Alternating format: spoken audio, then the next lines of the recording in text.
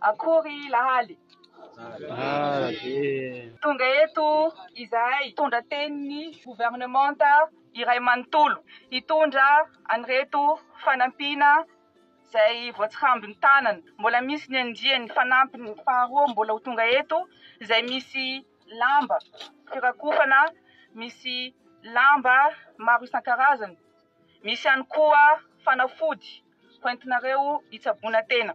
Eto am-pamaranana dia mamela ianareo raha hiangatra kely amireto reny sy vehivavy mitovy amiko ireto, hanolotra fanomezana avy amin'ny andriamatoa filoham-pirenena sy andriamatoa Prime Ministra lehiben'ny gouvernementa vola 2 tapitrisa ariary.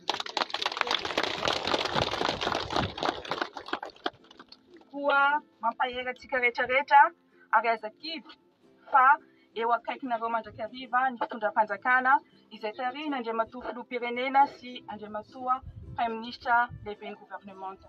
Sotra tompoko vavy, makatelina tompoko lahy. Eto zao dia isotra ianareo fokon'olo zay nandray andraikitra nisambotra ny olona zay navandoza ary nametraka azy eo am-pelantanany filaminana teny fitsarana.